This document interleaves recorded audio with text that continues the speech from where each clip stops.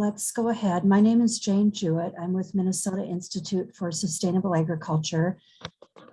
There's a group of us that has been getting together over the past year and a half or so to produce webinars about coronavirus assistance programs, relief programs, and the Coronavirus Food Assistance Program 2 deadline is coming up very quickly, October 12th.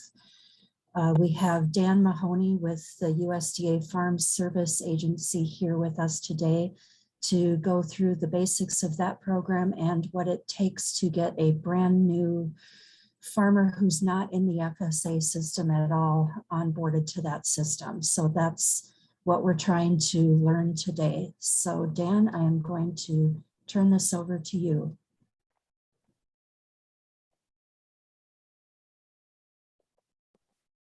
Perfect, thank you. Can you see that first slide here on the screen? Yes, we can. Perfect. So just to be clear, and I think Stephen put this in the chat as well, when we talk about CFAP or CFAP2, we're talking about the Coronavirus Food Assistance Program, which is, of course, quite a bit to say. So you'll probably hear me refer to it as CFAP2 or CFAP throughout this. And if there are any acronyms that I hit as I go through here that you want clarified what that stands for, please interrupt me via the chat or just speak up. I am Dan Mahoney, Outreach and Public Affairs Coordinator for Minnesota FSA. I encourage you, if you do have questions, to of course start by working with your local county office. But if you would like to reach out directly to me, my contact information is here as well, which is 651-602-7710, and then daniel.mahoney@usda.gov. And then if you haven't worked with, or our customers haven't worked with the local FSA office and they're uncertain of how to find them, we do have a service center locator at farmers.gov. And if you have difficulty accessing that and would like assistance in finding the office that would serve you, you can always reach out to me and I can help you with that as well. So what are we going to cover here today? My goal is just to provide an overview of what Coronavirus Food Assistance Program 2 is, who is eligible, how to apply, what commodities are actually eligible, and then looking really briefly at the different payment categories and how payments are calculated. And then I will probably spend the most amount of my time on sales commodities because based on our prior conversations, that seems to be the group or sector of agriculture that's going to be most commonly worked with by the organizations that are participating in this call here. I do want to just quick say thank you to the partner organizations. I know this particular slide doesn't capture all of the partner organizations and stakeholder organizations who've already done work on CFAP2, but there was a webinar held in October that covered a lot of the information that we'll hit here today. And then in addition to that, that same webinar was translated into Spanish, and there are links to both our Minnesota FSA webinar on the program, as well as our national office webinar on that particular program on the Minnesota Institute of Sustainable Agriculture page for this. So big thanks to all the organizations that are on the call here today, and those that maybe aren't listed here on this particular slide. So the one thing that I want to make sure that we hit on, I didn't have a lot of time here to create new content. So a lot of the information that is being shared here today, if not all, is recycled from prior webinars or presentations that we've put on or our partner organizations have put on. And sometimes I find that our partner organizations have a way of putting things in common language that just make things clearer than we might as a government agency. And so I pulled this slide out of the presentation that was done and is available on MISA from last October. And if you take anything away from this particular presentation, this is a good list of items that a customer should be prepared with in order to complete that payment process in addition to the application for the Coronavirus Food Assistance Program too. So customers need that name and address. They need personal information, such as maybe an email address or phone number, contact information, their tax ID, whether that's them operating as an entity, say a corporation, or maybe they're operating as an individual, then that personal tax identification number or social security number. Knowledge of their basic farm operating structure. So if you're operating as a corporation, who are your members and what are their percentages and who has signature authority for that particular corporation. Adjusted gross income, and what that'll translate into for us is CCC 941, or the adjusted gross income form, where a producer certifies whether they did or did not have an adjusted gross income of 900,000 or more. For most of our producers that we work with, that knowledge is something that they just have, but for some, they might have to look back at their prior year's taxes to determine if they made more than 900,000 adjusted gross income. Direct deposit information to enable payment. So USDA commonly makes payments via direct deposit. And what a lot of our customers do is they just bring in a check and write void across that check, and we're able to use the routing number off of that check to create a direct deposit. Some folks will take our direct deposit form directly to their bank and have them fill that out and then have either the bank send it to us or provide it directly to us. But that direct deposit information is important in order to make sure that we can get the producer paid. And then conservation compliance. And when we talk about conservation compliance, it's personal knowledge of the conservation activities that occurred on one's farm or farm operation, specific to highly erodible land and wetland conservation. For example, have drainage activities occurred on wetlands in order to create areas where annually tilled commodities can be planted. So this is kind of that outline of that basic information that I'm hoping that the folks on the call take away from this. And then I did want to just note there that this particular webinar is available in Spanish. And I'll touch base on this later on as well. But if partner organizations want to work together with FSA to provide information on CFAP2 or other programs, we do have access to both translation and interpretation services. And if we plan in advance, we can utilize those when working with our customers. So jumping kind of into the basics of what is CFAP2, the goal is to provide direct payments to producers of eligible commodities, and it addresses price declines and supply chain disruptions and additional marketing costs.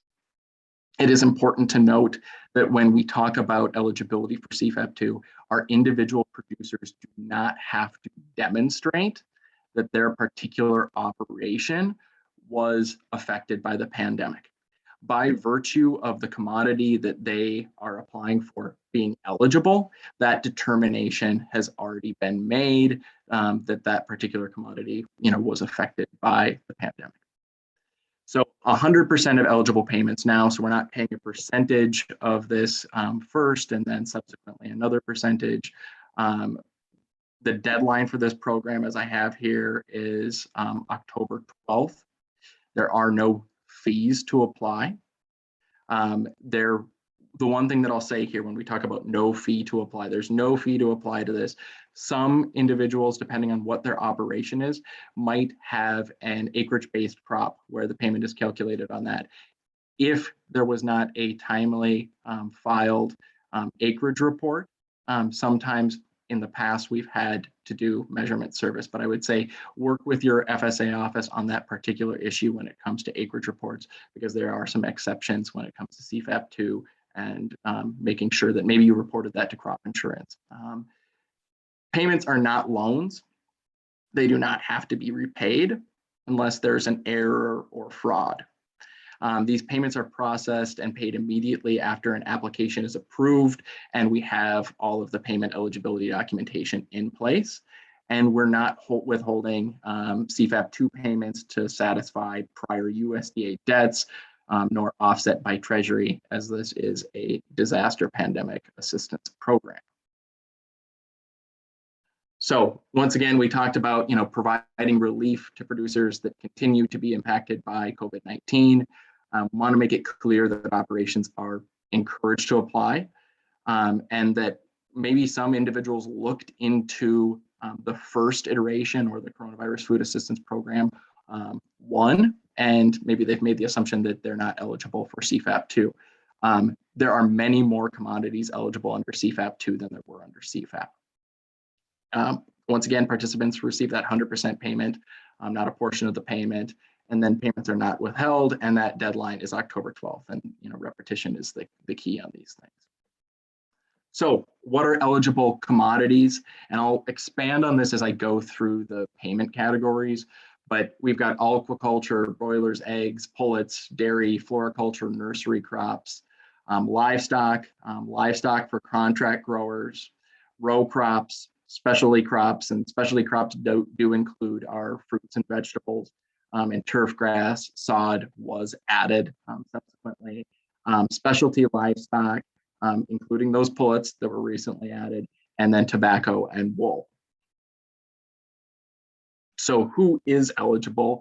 A person or legal entity that shares in the risk of production of one of those eligible commodities, and they have an adjusted gross income for the tax years of 2016, 17, and 18 of less than 900,000. And then there is another form. If a person has more than 900,000, they have to derive at least 75% of that AGI from farming and ranching or forestry related activities. So that's that. When we talked earlier about the forms, the 941, that CCC 941 is that statement about where you fall in terms of your adjusted gross income. And then that CCC 942 is what we would be looking at when we talk about that 75% of one's income coming from ranching, forestry, or agriculture. And that 942 is only going to be filed by individuals who have, or entities that have more than that 900,000 adjusted gross income. And then the next bullet here, and this is important, you're producing commercially, which means you have sales, and then you have to be in business at that time of application. Participation in CFAP1 doesn't mean that you are ineligible for participating in CFAP2. If you didn't apply for CFAP1, you can still apply for CFAP2. New producers who may not have historical sales records can still apply. And we'll talk a little bit about what those records are that help establish payment. And it does not include producers that are no longer in the business of farming. So we kind of hit that one.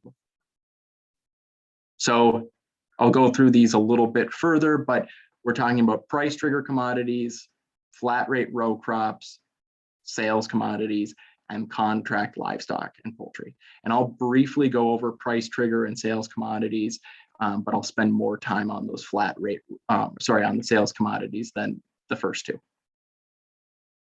So when we talk about price trigger commodities, we're talking about barley, corn, sorghum, soybeans, sunflowers, wheat, broilers, eggs, beef cattle, dairy, hogs, lambs, and sheep. So on the price trigger, they're the greater of the eligible acres multiplied by a payment rate of $15 an acre, or the eligible acres multiplied by a nationwide crop marketing percentage, multiplied by a crop specific payment rate, and then by the producer's weighted 2020 actual production history, or APH. If the APH is not available, then we're looking at 100% of that 2019 ag risk coverage, or ARC county option benchmark yield for that crop. So once again, greater of those two options. And this is specific to price trigger crops that I mentioned previously. So there are additional price trigger commodities that include dairy and beef, cattle, hogs, pigs, lambs, and sheep. And then I just made a note here when we talk about dairy that goat milk is considered a sales commodity under CFAP2. So the next category that I'm going to hit on here is flat rate row crops. And this is quite a long list, so I'm not going to read this through, but all of these particular commodities are considered flat rate row crops.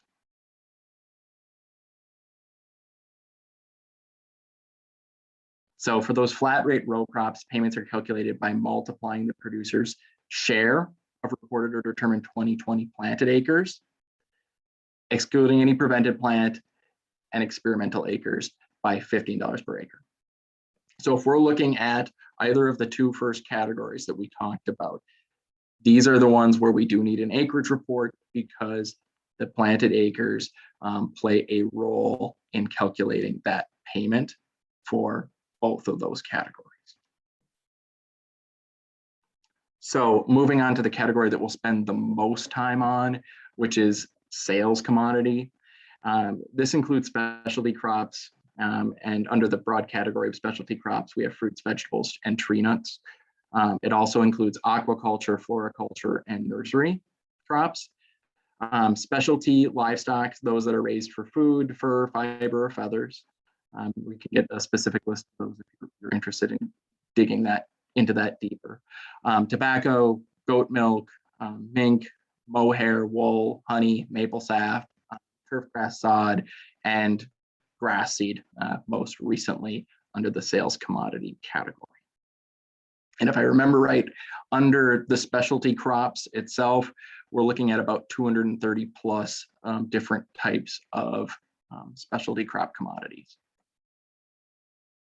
So for sales commodities, the CFAP payments to specialty crop producers are calculated using eligible sales in calendar year 2018 or 2019. And that includes crop insurance indemnities, non-insurable disaster assistance program payments, wildfire hurricane indemnity program plus payments for those crop years of 2018 and 2019. And if you look at the bottom of that bullet, it says this may mean a higher payment for producers. And what's important there is that with this expanded information, some of our producers that applied early on based on their 2019 sales exclusively, not considering any of their crop insurance or non-insurable crop disaster assistance program payments or WIP payments, that they may be able to adjust or modify their previous application and receive additional payments depending on how the numbers work out for that particular operation. And so when you look at all the stuff that's being sent out from USDA FSA, we talk about both modified and new applications. So why would somebody want to modify it? They would want to modify it in this situation where they would get a greater payment based on that 2018 or additional information there. So payments for specialty crop producers who began farming in 2020. So those folks that had no sales in 2018 or 2019 will be based on the producer's actual 2020 sales at the time of application. So eligible sales are only for raw commodities grown by that producer, and sales from added value like processing and packaging are not included. So an example of this would be like maple sap. We'd be looking at maple sap and figuring out what the value of that maple sap is in terms of sale. Or if you're selling raspberry preserves, we're going to figure out what is the value of that commodity that was grown, i.e. the raspberry. Producers report their total commodity sales in dollars and cents in item 19, part F of that CFAP2 form AD 3117. And that's where we get to that form number that is actually the application for this particular program. So what are the payments based on? So when we talk about those 2018 or 2019 sales, or in the case of producers who were new in 2020, we're looking at sales anywhere from 0 to 1 million on this chart.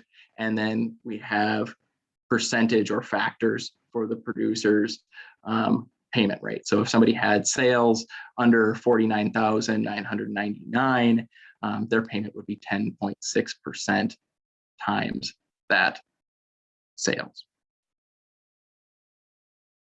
So here's an example of that, just to understand how that would work. So in this case, somebody's using their 2019 sales for a total of 75,000. That payment is for a fruit producer, and it would be calculated by multiplying that first $49,999 of income or sales times that 10.6%, and then that remaining $25,001 would be based on that next tier of that 9.9% for a total payment of $7,775. So payment limitation is $250,000 per person and legal entity.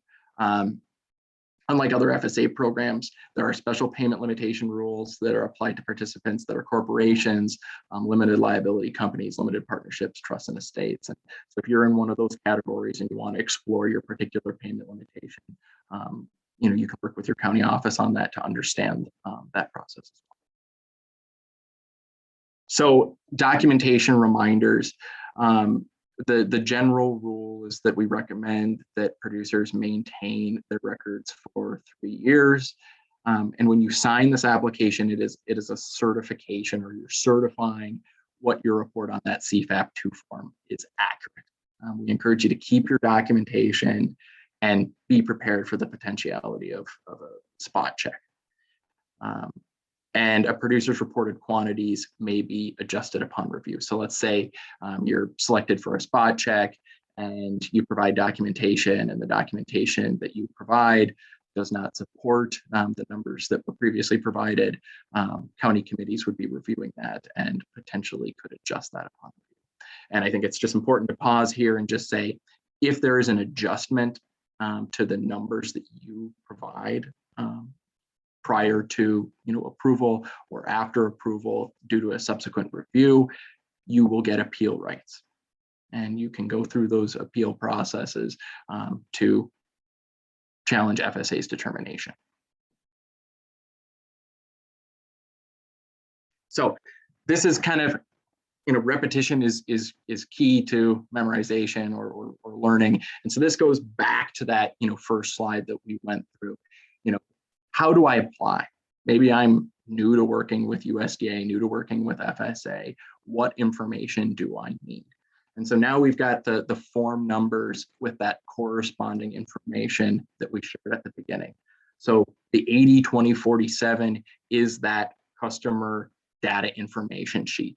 It's going to have name and address. You're going to have the opportunity to provide your email address, your phone number. If you provide your email address, I do encourage you to sign up and get our newsletters. If you have a cell phone, you can get text alerts. And so these are the ways that, if there's a follow-up question that our office has about your application, or if there's an additional form that you need to supply, this is how we're going to get a hold of you.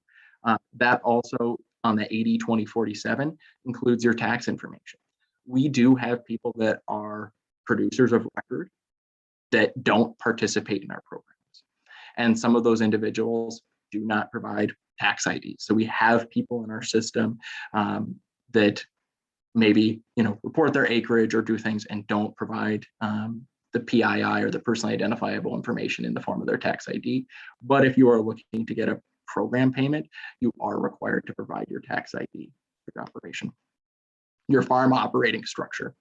So on the CCC 901 is basic information. If you have an entity, there's a form 901I, and there's a 901, or 901I, sorry, is for individual, and 901E is for entity. But you're essentially going to be providing who has signature authority for your entity. And so there's the 902 as well, that will be your name, address, and your citizen status for this particular program. Adjusted gross income is that form regarding 2016, 17, and 18 adjusted gross income of 900,000, and you have to indicate whether or not you're above or below that. If you're above that and you're looking to certify that you're 75% of your income is coming from agriculture, ranching, and forestry, then there is a 942. Direct deposit information is that SF 3881. The certification of conservation compliance is the AD 1026, and that's where I talked about, indicating whether or not you've done, drainage of wetlands or things like that, and you're certifying that you're in compliance with wetland and highly erodible land conservation provisions.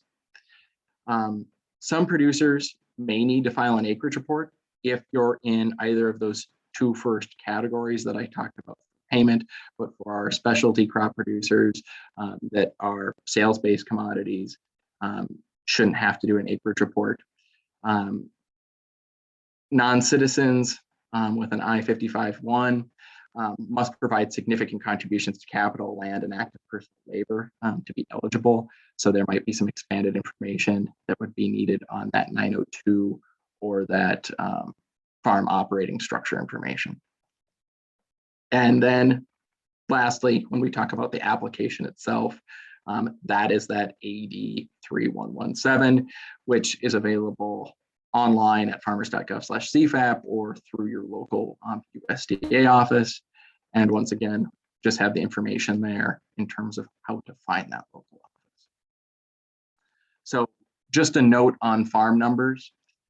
A farm number is not required for application and payment for depending on if you're a sales commodity, right? And some of our livestock producers as well.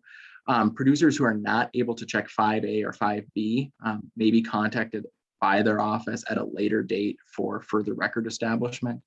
But a farm number isn't needed on the 1026 unless you've indicated that you've done, land modification for the production of commodities or agricultural use that has not been evaluated by NRCS.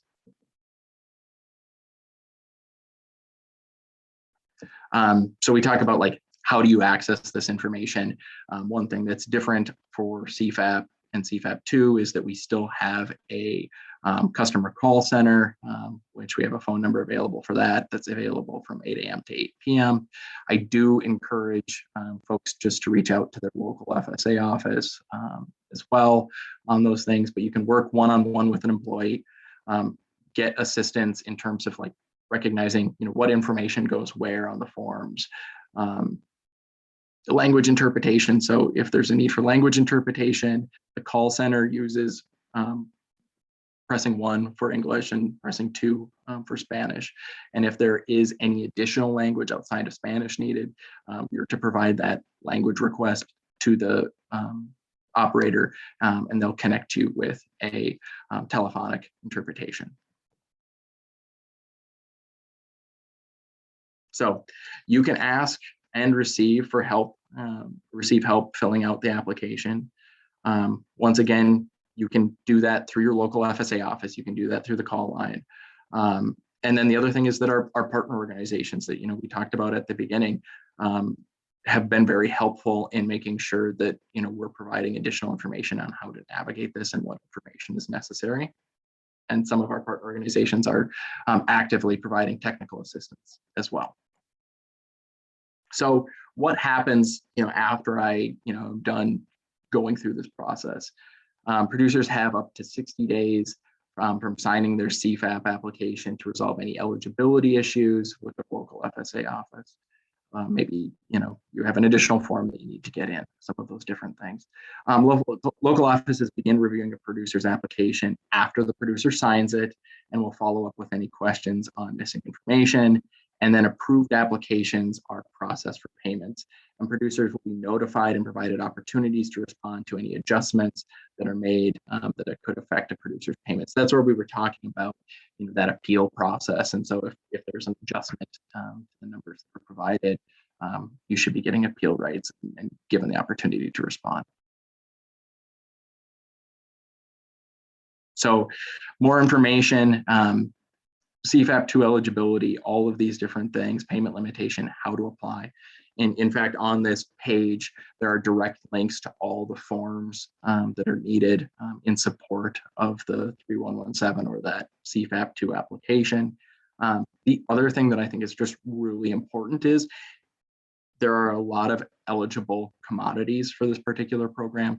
And so sometimes the easiest way of determining if the items that you sell or the commodities that you sell from your operation are eligible is to actually just go to the website and look at it and see, you know, what category yours fit into and what information you'd have to provide.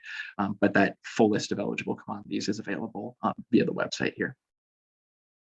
And then this is, you know, my shameless plug here is I talked about that before. When you provide that 80/20/47 or that customer data information, a lot of times people provide email address and phone number. But the other thing is signing up for those updates, making sure that you're getting those text message alerts from your local office because they frequently send out deadline alerts.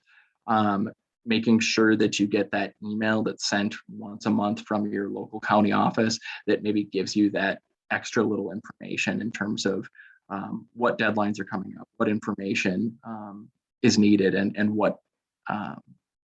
what's the process for applying to programs. So that's just kind of my shameless plug in terms of staying connected with USDA FSA in terms of what is current.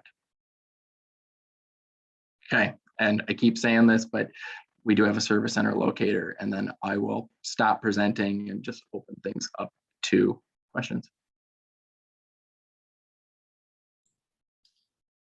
All right, thank you, Dan. I do want to really kind of home in on the onboarding process for a brand new person who is not in the FSA system. But maybe before we get into that, does anybody have questions about the CFAP2 program?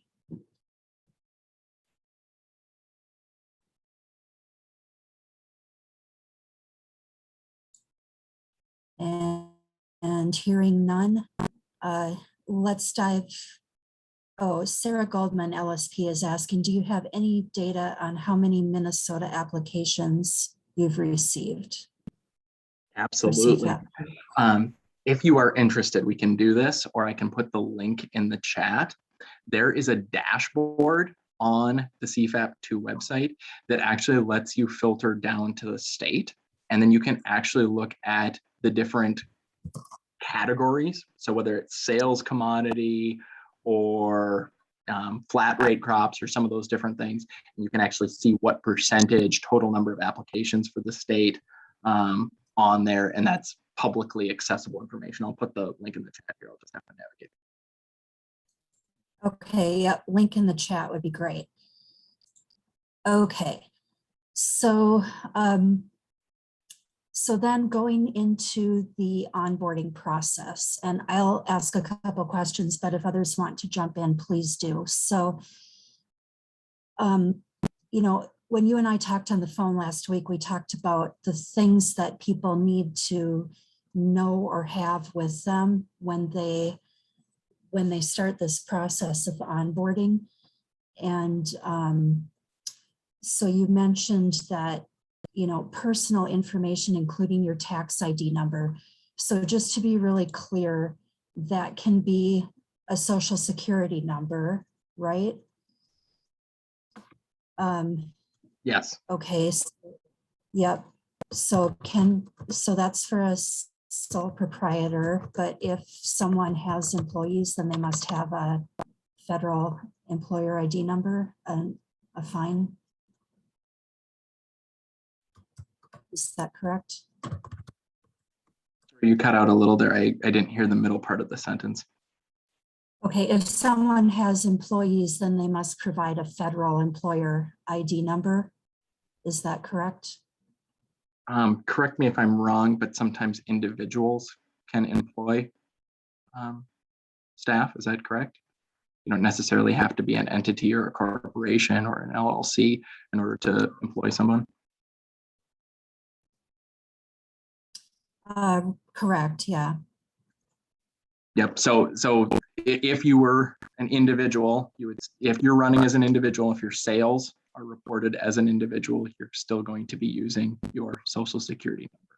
If your sales are going through a corporation or LLC or a business entity, then you're going to provide that entity identification number, that EIN.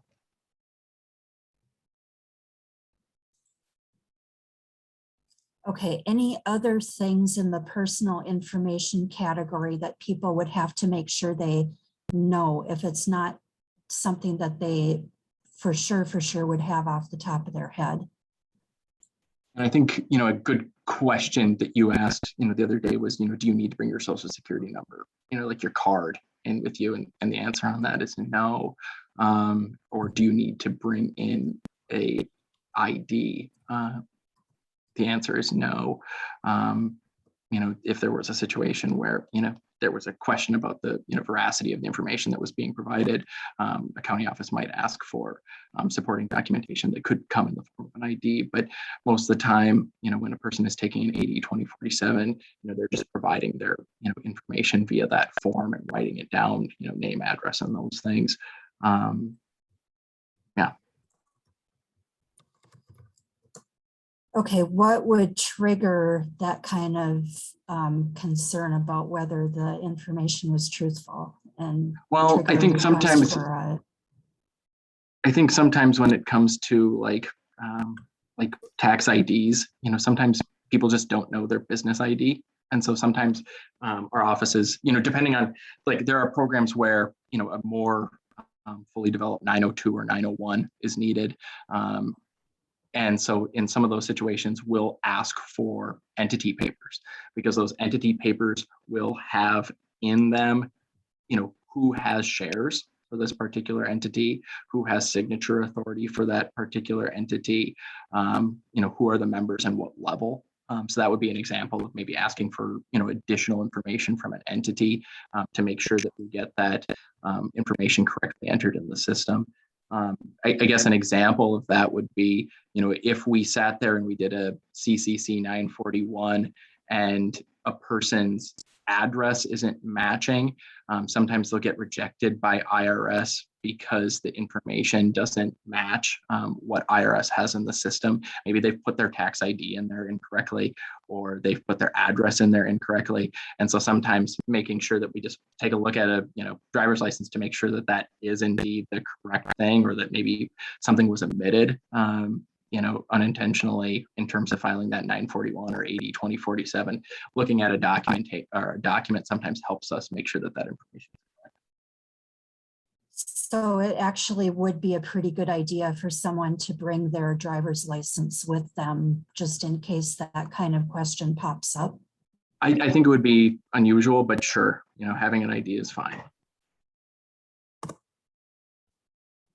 Okay, because what I emphasized to you on the phone is that we want to make sure that we don't run into situations of people going into the office and then getting sent away to get more stuff and come back, because that's probably a hard stop on their involvement there. Right. But I at the same time, I want to make sure that it's clear that, like, having a photo ID is not something that's like required as part of the process, and that, if it's an issue for an individual to get a photo ID, that they're not feeling like they can't apply because they don't have a driver's license or a photo ID or something like that as well.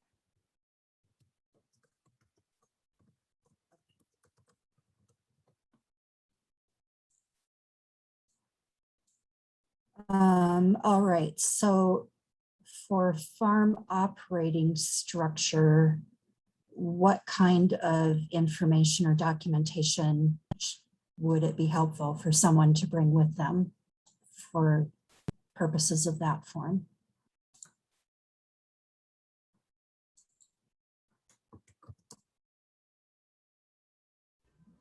And Dan, can you share the slide, or maybe, I don't know if you can if you have a link to you had that page that had the numbers of those forms.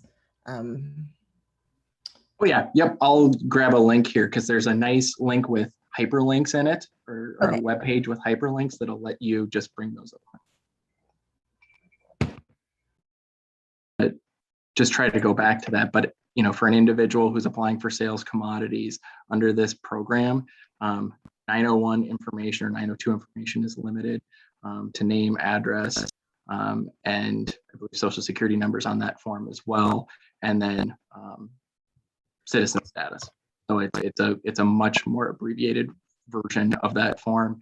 You know, we did talk about the idea that non-citizens that apply may have to provide additional information on the 902 regarding their farm operating plan. The one thing that I'll say here is that different programs have different requirements in terms of 902 or farm operating plans. So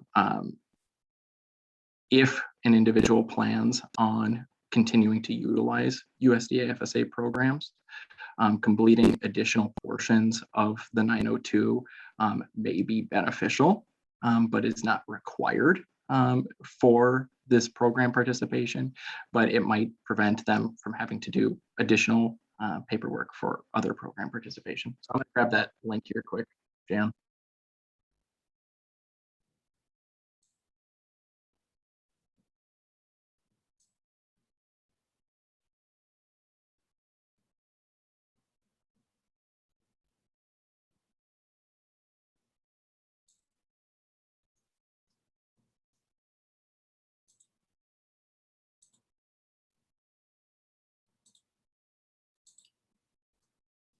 Okay, thanks, Dan. So if I understood you correctly with the CCC 901 form, the base level of what's required there is name, address, social security number, and citizen status. Yep, and if you go to the website that, if you like to navigate to the website that I just put in the chat, it will have that exact thing right on the website under the form. Okay. So if you mentioned there are additional sections of that someone may want to fill out if they intend to have ongoing program use, and for that, what additional information would someone have to know or bring? Yep. So essentially the questions are, you know, what are you bringing to your farming operation in terms of labor, management, and capital?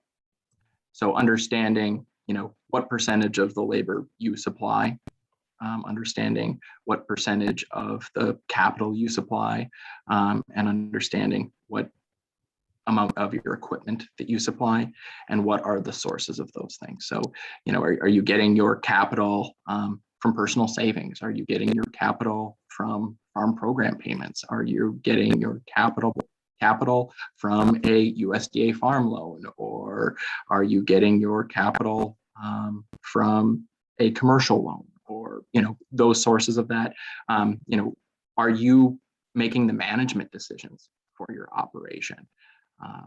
Are you paying a company to make management decisions for your operation? So most of the questions are really about, you know, how one operates their farm or ranch. On that, if you're going to do that more expanded version of it, there is a manual version of the form, but commonly this form is done as an interview kind of process where we just ask you a series of questions, and then we can input that information through our subsidiary system or payment limitation system to enter that into the 902, and then we can actually just print that out and get signature on that. And so if a person has like questions, you know, as they go through that process and maybe they don't know the answer on any of those particular items, we can always pause it, you know, and leave that in draft status and come back to that form as that additional information is provided, and then get that. But those questions are largely because of programs that require you know, active personal management or some of those other pieces that are part of program limitation of other programs. Right, and that pausing the process and asking for more information is the thing that I mentioned that concerns me if we're trying to onboard someone.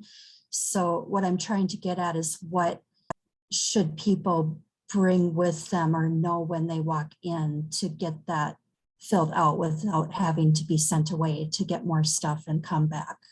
Yep. So knowledge of management, labor, finances, and equipment, like knowing how their operation has that. But that's if you're doing additional eligibility paperwork outside of what is needed under CFAP2. If we're looking at eligibility requirements under this, we're looking at member names, addresses, social security number, and then citizenship status as that minimum for that. Yeah, thank you. And we are kind of looking not just at CFAP2 here, but also a longer term, getting people onboarded. So,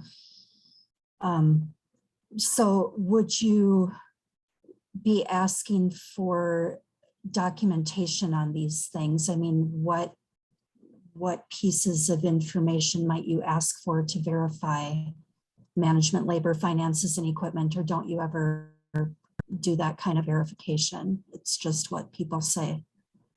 It's what people say largely, except of course, just like CFAP2, we recommend that people keep documentation in case there's a spot check. And what kinds of documentation would be valid? So an example, if you're documenting what equipment that you have, insurance, purchase records, those kind of things. Maybe they've been used as a tax write-off, and so they've been reported previously, and so they're part of a personal accounting system, and so they have an inventory of that, or a personal inventory of what equipment they have. If you're paying labor, documentation of who you have on staff for your particular operation. If it's finances, it's things like purchase receipts for the inputs, or maybe it's bank loans, or different things like that, or basic information along those lines. Sometimes when it comes to like personal management and labor, it ends up being a written statement, where a person says, this is the labor that I do, for my operation, or these are the management decisions that I make for my operation. Where am I going to market to? What farmers markets am I going to attend? How do I make those personal decisions?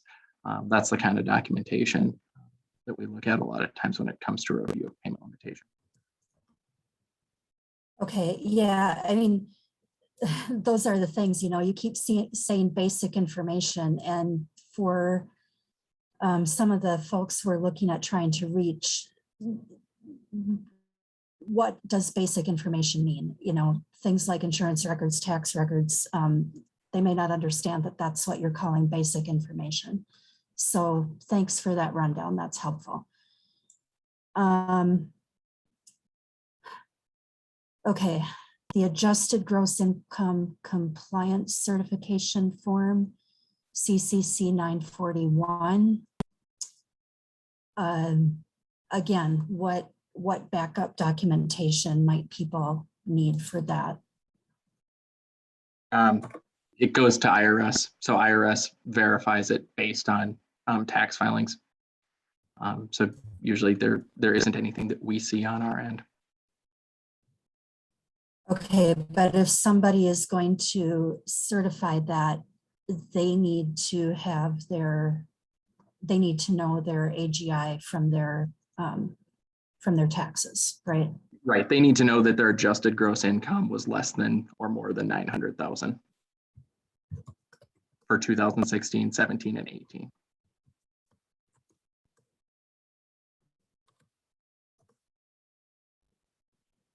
Okay. Direct deposit information is pretty straightforward if you have a checking account. If people aren't banked, is there a way you can work with them, or must they have a bank account? FSA still does cut checks, but generally speaking, it happens via direct deposit. If they don't have a bank account, it is possible to issue a check. Just looking at that form, it has the agency information at the top. And then if you read the instructions, it says that the agency will print that information, but it seems like that would be useful to tell someone if we're working with them that, that the agency will fill out that information. Yep, and most often what people provide us is a check with void written across it, because then, we fill that information out. If the producer is filling that out, this needs to be filled out by the bank. I believe it says by the lender or vendor, or whatever it is. Okay, so we should tell people to be sure to bring their checkbook so that they can void a check and hand it over. Yep, and even if they wanted to, they could sit there, and some people would do like a copy of a check, and then write void on the copy and do that, so that because they like their checks in sequential number order, and they didn't want to have a missing check in there and not know why it was missing. So you see all sorts of different things.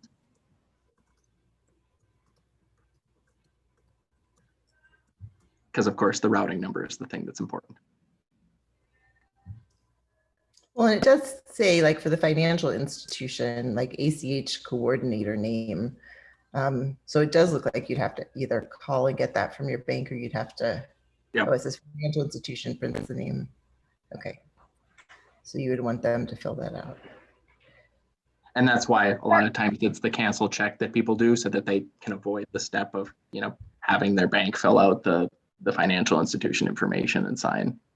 So if you have a canceled check, you don't have to have the financial institution fill Right. that out. Okay.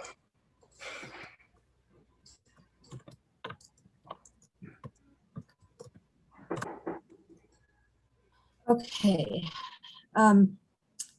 The conservation compliance one, I think it might be a little bit longer discussion. We're running out of time, but so conservation compliance certification of that brand new person coming in, never worked with FSA before. What do they need to do, and what do they need to have? Absolutely. So I don't know if you can pull up this particular form, but it starts with the name of the producer. And if you're operating as an individual, it's your individual name. If you're operating as an entity, it's your entity name. The tax ID, similarly, individual, entity, crop year, you put in the current crop year, and then names of affiliate persons. So if you were an entity, as an example on this, let's say you had 3 members, you would list the other, affiliates or members of that entity on here, because each individual would also have a individual 1026 if they're, have crops at risk for that. So that's what that means when it says affiliated person. So, but let's say we're filling it out as an individual, names of affiliated person, it would say none. Then the first 2 boxes are producer doesn't have an interest in land devoted to agriculture. So an example here is we've got a beekeeper applying, and they've got honey sales that they're applying for CFAP2 payments. They do not have interest in land devoted to agriculture. Then they would be checking that.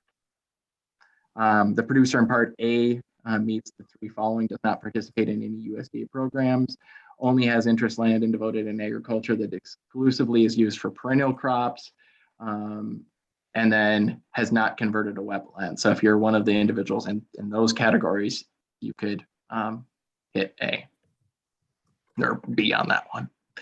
So then there's the series of questions that a person gets asked during the crop year entered in Part A up at the top. Did or will the producer plan to produce agricultural commodities on land for which an HEL determination has not been made? This is highly erodible land. And you'll have to say yes or no on that particular one. Has anyone performed, or will anyone perform, any new drainage or existing drainage modification that has not been evaluated by NRCS? So have you done any drainage, leveling, filling, dredging, land clearing that has not been looked at by NRCS? Have you improved or modified any existing drainage? So did you, dig up tile and replace tile, or do something along those lines? And then you have to indicate yes or no on that particular question. And then did you do any maintenance of existing? So rather than modifying or improving, just maintaining and it has not been evaluated. And then as it says here, if you checked yes in 7A, 7B, or then part C is required, right? And then it says checkbox if the producer in A up at the top has crop insurance and is filing this form for the first time. So even if, let's say, a person doesn't participate in other Farm Service Agency or NRCS, USDA programs, but they do participate in federally subsidized crop insurance, they are required to file a 1026 in order to be eligible. And so they would check that part A if they have crop insurance, and this is the first time they filed an AD 1026. And then check this box if either of the following applies to the producer in the crop year. Is a tenant on a farm that will not be in compliance, but all other farms associated with the landlord are in compliance. Is a landlord on a farm that will not be in compliance, and so then that check mark B. And so then if you're answering, yes in any of those items in part B, then you'd have to put in a farm number, track, field number, those things, talk about the activity that was done, and then have that evaluated. And then in part D, certifying compliance with HEL or highly erodible land and wetland conservation provisions. And this goes back to kind of that question in the slides where it says, you're not required to have a farm number, but if you have certain answers on here regarding operating highly erodible land or drainage activities of wetlands, then additional information might be needed about the farm that you're operating, and that's where obtaining a farm number would become important.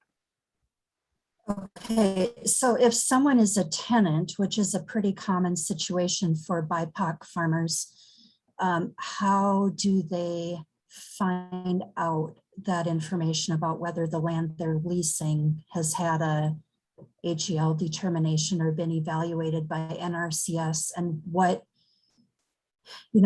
documentation do they need to bring with them from their landlord, or does the tenant need to go to NRCS to ask for a lookup on that? I mean, how would someone who's a tenant walking in be able to answer those questions? Yep. I don't know if I can quite say that the majority of our operations are on rented ground or leased ground, but it's certainly a common thing across agriculture.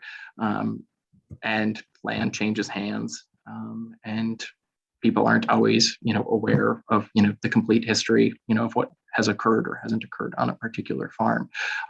But one, if you are on leased ground, having a conversation about what activities have been done in terms of highly erodible land or in terms of wetland drainage activities or dredging or filling with a landlord would be valuable, and just being aware of what happened there by having that conversation.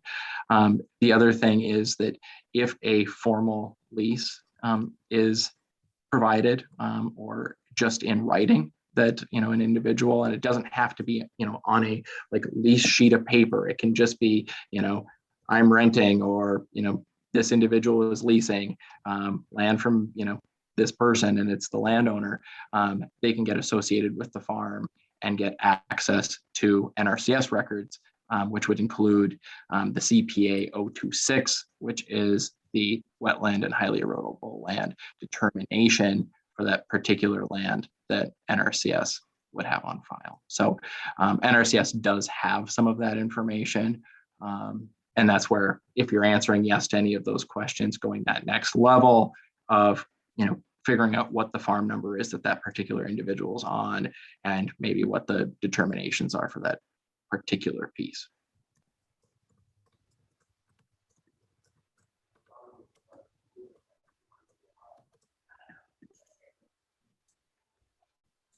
Okay, so that's a step that a new farmer really ought to go through with NRCS before they attempt to fill out that 1026.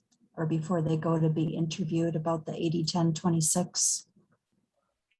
Or, you know, Is having that knowledge by having a conversation with their landlord about, you know, what activities have occurred on that land.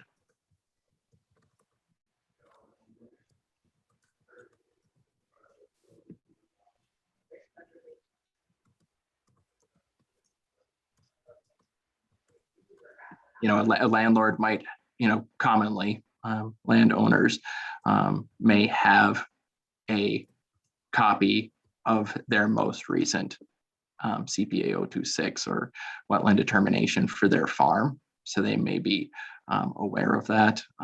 Commonly, agricultural landowners have that information, particularly if it's in crop production.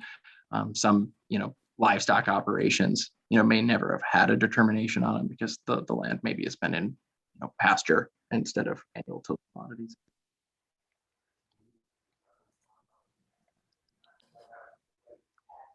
Okay, we're at 10:04. Anybody else have questions? I think we've got some things to chew on and maybe circle back with more questions, but I don't want to keep everybody much past the hours. So any last burning questions right now? Otherwise, I think we'll work on some drafts and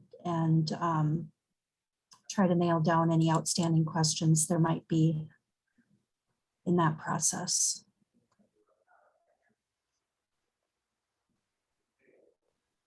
Going once, going twice. Okay, thanks everybody. This was recorded, so I'll get the recording out, and thank you, Dan, for being available to us today. Thanks for the Thanks. opportunity. Thanks, Jane and Dan. That was great.